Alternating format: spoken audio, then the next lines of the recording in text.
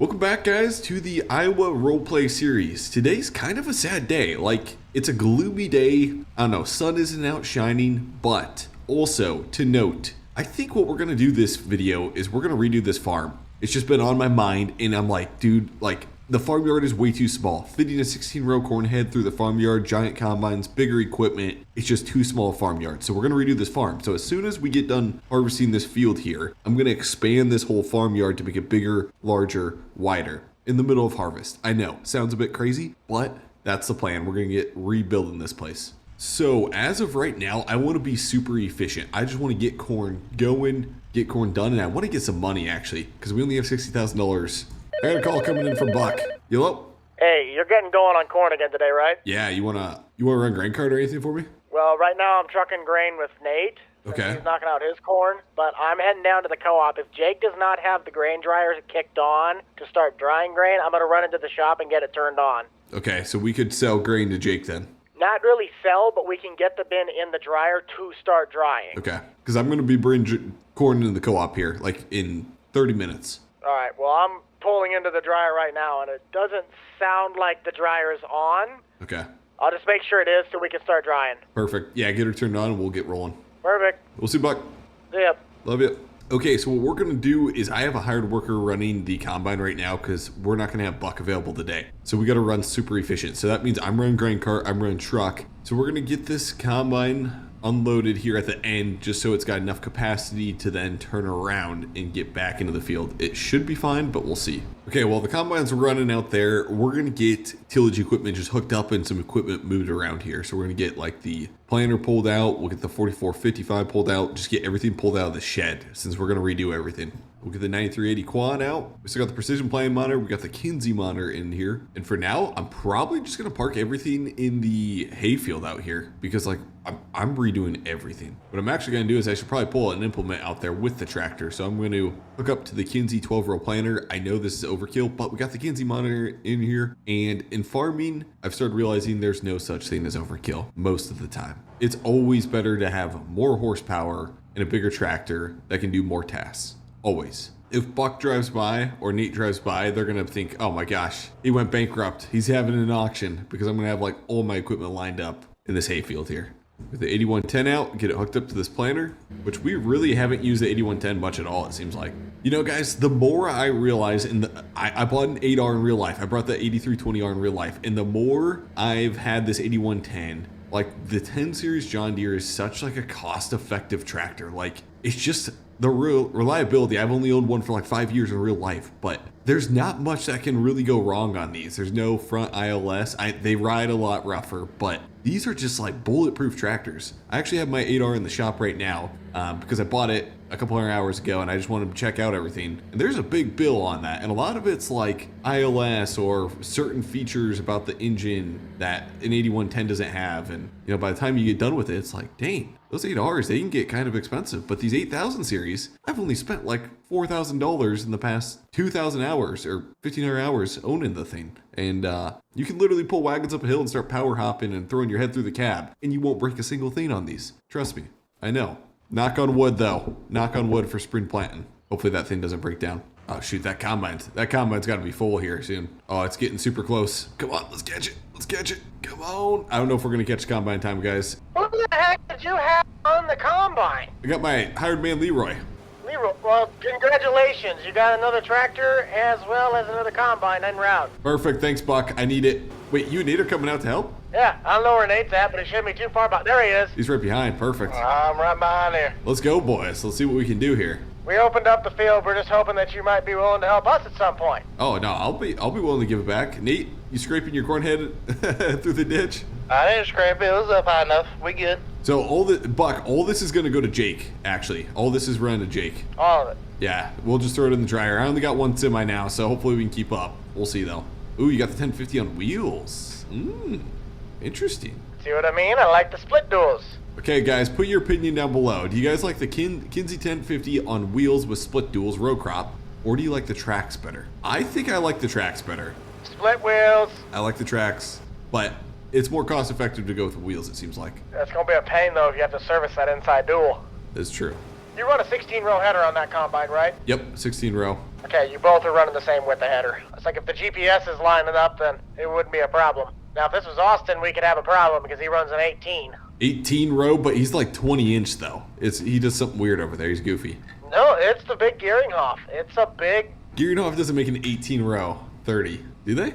Go look in the store. No way. Yeah. That is 30 inch spacing. I didn't realize they made an 18 row. Okay, we're gonna load into the semi here. Get it all unload. Now the semi, this grain trailer actually holds a good capacity of corn, so it'll honestly take like 2 grain cart loads. It's a little unrealistic. Right, Buck? I think it's like 2 grain cart loads fills this. I'm pretty sure it's 1,800 bushel that trailer holds. Okay, so yeah, 1 3/4 loads. Oh boy, spilling. Buck, I'm actually redoing my whole farmyard, so I'm working on moving equipment out to the hayfield. I thought when you guys showed up, I was like, oh, they're gonna think I went bankrupt and I'm having an auction or something, because I got all my equipment sitting out in the field. You didn't see it though. Well, I saw the planter sitting out there, but the rest of it, I was just kind of like, huh. I mean, are you selling the bales too? Because it's in the prime spot.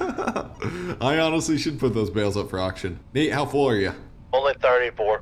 Okay. What kind of hybrid do you have in here? Is it more of a drought friendly or is it just bigger ears? We're running Wiffles 8886. It's a 114-day hybrid. It's been dominating some plots recently, and we also have some 7876 mixed in. 7876. It's a little older hybrid, but it's 114-day, and it still hangs in there after all these years. Well, how wide's your planter again? How many rows? 30 inch, 24 row. So were you running 12 and 12? Yes, 12 and 12. So we're harvesting 16, so it kind of screws it up. But luckily we got good GPS, so don't have too bad a guess row. I'm kind of confused as to why your GPS like shimmies it to the right and then comes back centered. Is that just the way the planting pattern had it set? I honestly don't know. I still am trying to figure that out myself. What I've seen is it does this with the planting, because I've helped them do a little bit of planting, and it does it with everything. So everything's planted like this, and... Well, is there a possibility it's due to the grade of the hill? I don't think that'd be a problem. Could maybe be doing a little bit of contouring. Oh, by the way, Grant, what is your combine? I was taking a guess that it's a 790. 780. Cheaped out a little bit. Oh, you went with the... What? Yep. Most cost-effective solution. Grant being logical with his finances, that's a first. I still think your best iteration of let's start small and proceeds to be massive was the 60s. Let's start small, buys 3 40/20s. Dude, I miss like the 60s and 70s series. That was fun. My curiosity is going to get the best of me. If Farm Sim AI is as good as they say, if he jumps to that far patch, I'm going to say that they have a really great system. If he just says he's done, well, yeah.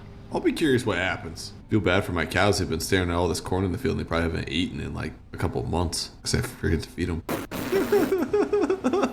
Moment of truth, boys. What do you think he's going to do? You think he's going to call it quits or is he going to jump across? All the quits. I'm curious. I think he might just be going until he finds corn. Yeah, that's what he's doing. Go, buddy, go. Go, buddy, go. I didn't realize you could like perfectly see Austin's grain leg from this hill. Oh yeah. Is it front hopper or back hopper? Top off the front and then fill the back. And you are having a farm auction over there, aren't you? I know. How do you guys like the singles on that Steiger? I like it. Better than the clamp duals that was on it before. Gotcha. What's really throwing my head for a loop is the steering wheel says quad track, but the front grille says Steiger. I already have enough of a problem calling them what they are. Isn't there badging of Steiger on quad tracks though? Or no? Or Steiger only wheeled? Well, Steiger I always knew was the wheeled version, and quad track is the track version. Gotcha. Should be good. Thanks, Buck. Yep. Where you at, Nate? 30%. So just throw it in the dryer. Yes. Take it to the dryer. Perfect. Just mark it down in the logbook because Jake's not there yet. Okay. I've got beans ready I need to cut across the road too. Oh. You never finished that? No, they were too green stemmed. You should get a hold of Austin. He's got that 50-foot Mac on. I don't know if I gotta get hold of him. I just gotta walk up to his place and steal it, I think. Just go there at night. He leaves his keys and everything. Dude, bro, he left the truck at my place. I took his truck to Nate's this morning. We should just sell it. He probably wouldn't know. He probably wouldn't because it's his beater. Imagine having just a 2016 F350 with fuel rims and just calling it your beater. Okay, we're gonna pull in here and get the corn drying. I don't think unless there's anything in your auger wagon, Grant, everything else is empty. Perfect. I'm not sure what happens to the corn in the bin, guys, so I'm going to, whatever I have, I'm going to write down of corn, so that way I can get some money for the corn in the bin. Let's see, because I may have to sell these bins. So 52,000 liters, I'm going to keep note of that. Okay, so here we go. We're gonna hop up there and we gotta expand this farm. That's for sure.